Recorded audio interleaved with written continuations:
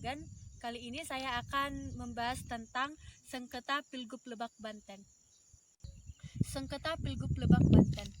Komisi Pemberantasan Korupsi memanggil mantan Ketua Mahkamah Konstitusi Akil Mokhtar dan Gubernur Nonaktif Banten Atut Qosyah sebagai saksi dalam kasus dugaan suap sengketa Pilkada Lebak Banten di MK.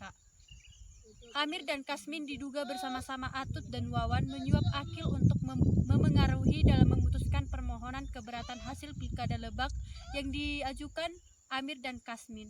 Dalam Pilkada Lebak, Amir Kasmin kalah suara dengan pesaingnya, pasangan Iti Oktavia Jayabaya Ade Sumardi.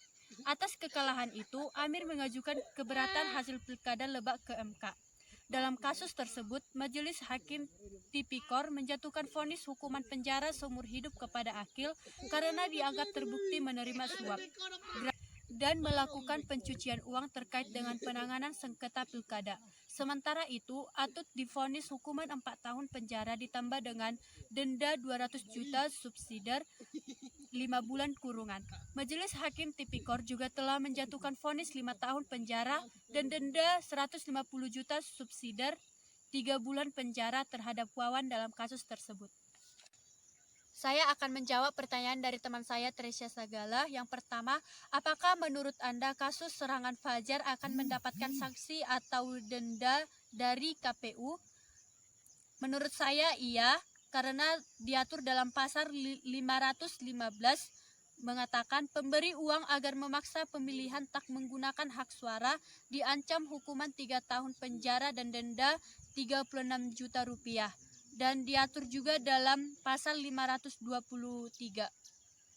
Kedua, apakah menurut Anda MK berwenang untuk menangani kasus-kasus atau permasalahan yang terjadi di pemilihan, misalnya kasus penyuapan?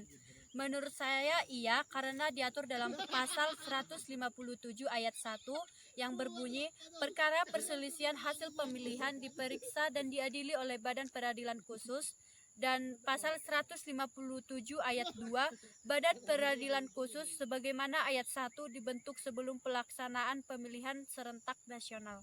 Ya. Dan pertanyaan yang ketiga, menurut Anda apakah ada pemilihan kepala daerah yang bersih tanpa melakukan penyuapan?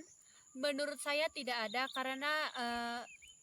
karena dari pemilihan sebelum-sebelumnya masih banyak pasangan calon itu yang menyuap masyarakatnya itu berupa uang atau sering juga disebut serangan fajar. Informasi tambahan mengenai upaya pemulihan konflik dari sumber lain yang relevan adalah yang pertama, rekonsiliasi, yang kedua, rehabilitasi, yang ketiga, rekonstruksi. Jadi kesimpulannya adalah dari wacana tersebut yang dapat kita ambil yaitu kita harus melakukan segala kegiatan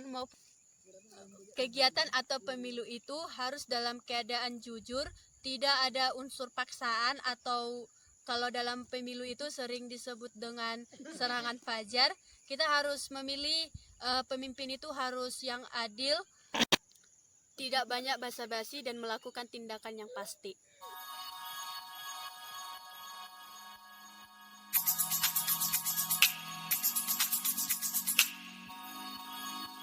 Ya, ya.